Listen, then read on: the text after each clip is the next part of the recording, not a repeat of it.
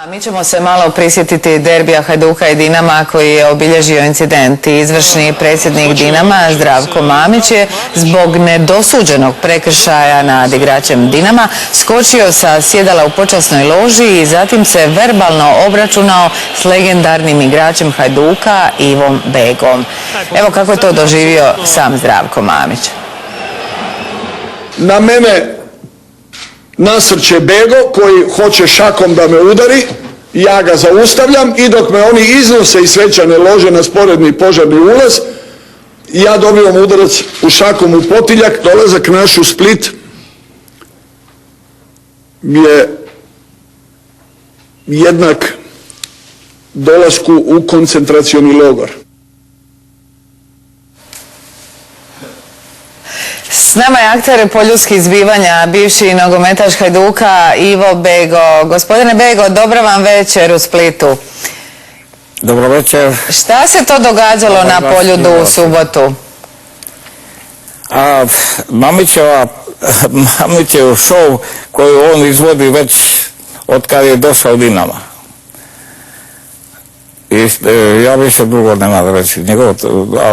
Njegovi šovi su poznati i u novinama i na televiziju i svugdje.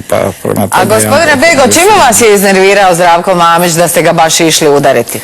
Pa najprije me iznervirao njegovi ponašanje kroz čitavu njegovu povijest dolaska u Dinamo pa do tog dana kada se to dogodilo na Poljudu.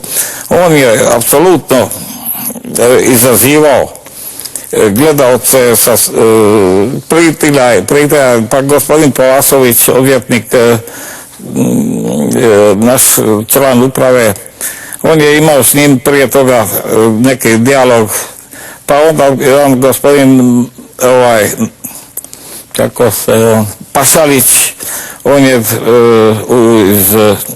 iz Makarske, on je jedan poduzetnik i tako oni su se gori na Starog Buržova i da su to gospodina Mamića koji radi te ekscese, ne znam, nekoliko godina, čak i 10 godina, on je napravio takav šov da je trebalo policija da ga sankcionira, da ga izvede iz igrališta, da ne dođe do ovih događaja kasnije kad je on preskakao ogradu. Ali evo, vidjeli smo sad iz njegove izjave, on tvrdi da je on mirno gledao utakmicu i da je samo de facto navijao. Kako da ne, pa to može tvrditi šta hoće, pa događaji su se događali na toj utakmici, pa nije on Mamić da bi, ko je to rekao da je kriv, niko. Pa Mamić nije kriv, šta njegovo izjavljivanje. Gospodine Bego, molim. Je li vam danas žao vezano za ovo što se dogodilo na Poljudu? Nije me žao jer on šta radi nekoga je trebao spriječiti. Kad nije policija pa onda, eto, ja. Neki vas, gospodine Bego, neki vas smatraju herojem, a drugi misle da to je bilo nedopušteno ponašanje. Kako se vi osjećate? Ja se osjećam kako neki hoće, neki da sam heroj, a neki da nisam. Pa prema tome neka policija odluči. U Hajduku su donijeli odluku da Mamiću zabrane ulazak u svečanu ložu. Bojite li se vi da bi se to moglo i vama dogoditi?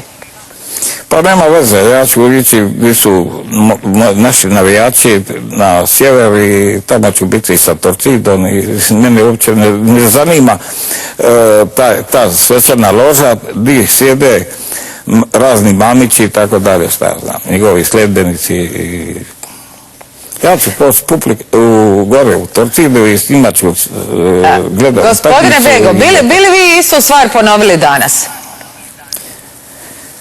Pa, ako bi ga vidio, ja bi ga udrio, opet. Dobro, poznati ste po svom temperamentnom ponašanju izvan terena, ali i na njemu. Kad ste igrali za Hajduk, mnogi se sjećaju da su vas zvali Cipeladur. Zašto? Šta ja znam, znate šta je, ako igrate vi, ako ste vi obrambeni igrač, ako vi, navalni igrač uvijek ima potez više, i ako ga vi ne spriječite ili nešto hoće vas privariti, hoće vas da gol, a da bi spriječili gol, morate nešto poduzeti. Dobro, oni misli da sam ja bio Cipadur, pa neka sam Cipadur, a šta ću, ja sam branija gol. Dobro, i za kraj, kako ocjenjujete stanje u hrvatskom nogometu danas? A šta ću, ako ga vodi Mamić, nikako. I Šupraha. Ovi baš tamo šta govori na televiziju, on ima jedan zakon za Dinama, a drugi za Hajduka.